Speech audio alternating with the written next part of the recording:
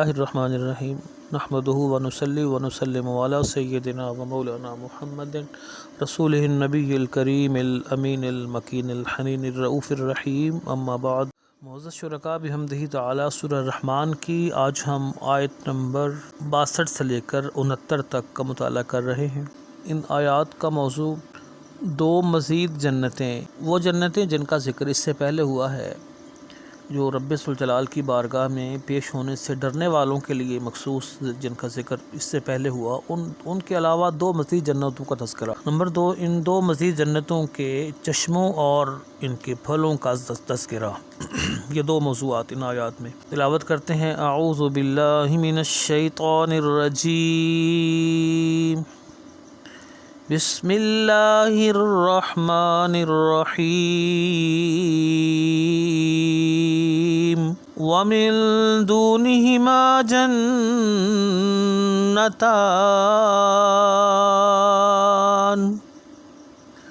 اور ان کے لیے ان دو کے سوا دو اور بہشتیں بھی ہیں۔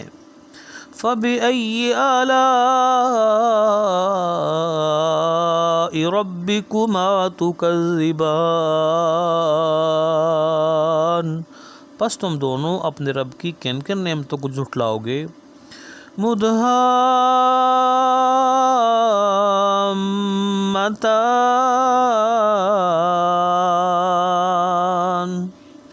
وہ دونوں گہری سبز رنگت میں سیاہی مائل لگتی ہیں۔ فَبِأَيِّ آلَاءِ رَبِّكُمَا تُكَذِّبَانِ، پس تم دونوں اپنے رب کی کن کن نعمتوں کو جھٹلاؤ گے۔ فِيهِمَا عَيْنَانِ نَضَّاخَتَانِ، ان دونوں میں بھی دو چشمے ہیں جو خوب چھلک رہے ہیں۔ فَبِأَيِّ آلَاءِ رَبِّكُمَا تُكَذِّبَانِ، پس تم دونوں اپنے رب کی کن کن نعمتوں کو جھٹلاؤ گے۔ فِيهِمَا فَاكِهَةٌ وَنَخْلٌ وَرُمَّانٌ، ان دونوں میں بھی پھل اور کھجوریں اور انار ہیں۔ فَبِأَيِّ آلَاءِ رَبِّكُمَا تُكَذِّبَانِ،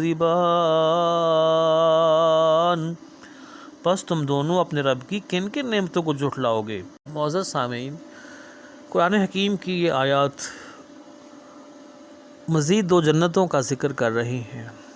رب ذوالجلال مقربین کے لیے جو انعامات ذکر کر رہے ہیں، اپنی بارگاہ سے ڈرنے والوں کے لیے، اپنے حضور بندگی کرنے والوں کے لیے، اپنی بارگاہ سے خوف اور خشیت کے ساتھ زندگی بسر کرنے والوں کے لیے جو انعامات رب ذوالجلال نے رکھے ہیں، ان کا تذکرہ ان آیات میں کرتے ہوئے فرمایا کہ جن دو جنتوں کا ذکر اس سے پہلی آیات میں کیا گیا، ان دو جنتوں کی کیفیات، ان دو جنتوں کے مقامات اور اوصاف کو بیان کیا گیا۔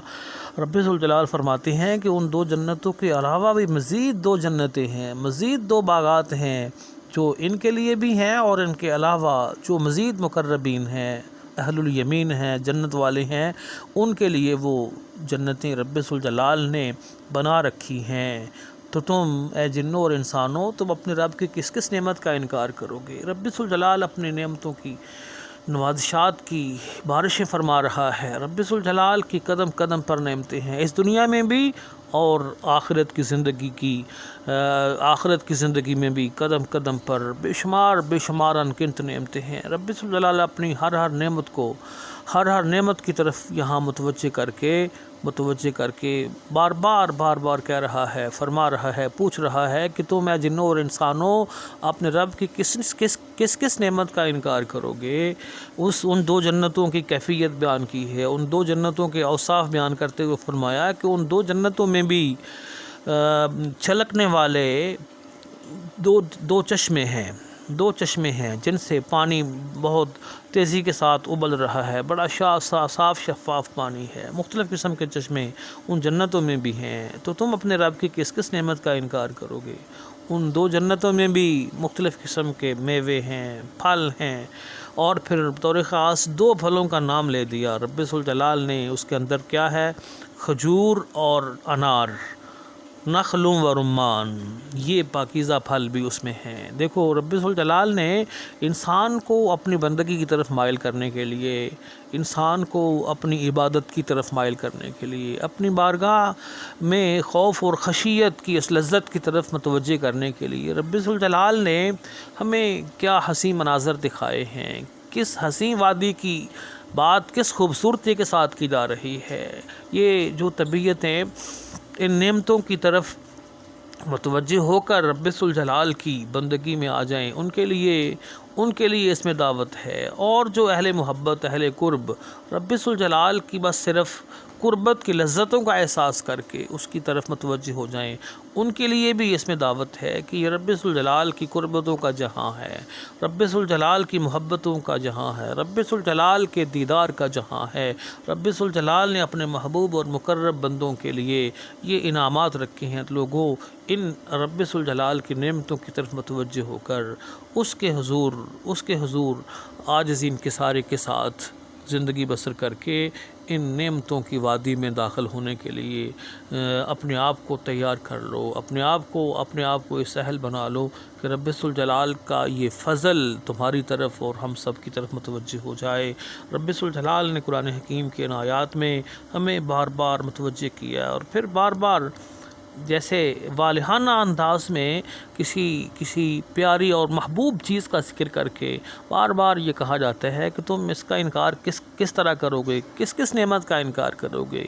تو مالک کی جو نعمتیں ہیں، ظاہر ہے ان پر بھی اگر ایک عاشق صادق نظر ڈالتا ہے تو وہ ظاہر ہے والہانہ انداز میں رب ذوالجلال کی حمد و ثنا اور تعریف، اس کی بارگاہ میں شکر کے جو جذبات ہیں وہ بیان کرنے اور ظاہر کرنے کے لیے والہانہ انداز میں آٹومیٹکلی آ جاتا ہے، خود بخود آ جاتا ہے۔ جس کا ضمیر احساس زندہ ہے، جس کا ضمیر اور احساس زندہ ہے، جس کا احساس زندہ ہے، وہ یقیناً رب ذوالجلال کی نعمتوں کو دیکھ کر وہ اپنے اوپر ایک والہانہ کیفیت طاری کر لیتا ہے۔ تو رب ذوالجلال نے فرمایا کہ تم اپنے پروردگار کی کس نعمت کا انکار کرو گے؟ تم اب جب اس دروازے کو کھولو گے، اس جہاں کو کھولو گے، رب ذوالجلال کی نعمتوں کے اس جہاں اور شہر کو جب تم کھولو گے تو تمہاری نگاہ میں، نظر میں، تمہارے تصورات سے کہیں بڑھ کر اس کی نعمتوں کا ایک جہاں آباد ہے۔ تو آئیے رب ذوالجلال کی اطاعت و بندگی کر کے اس حسین وادی میں داخل ہونے کے لیے اپنے آپ کو تیار کریں۔ وما علی الا البلاغ۔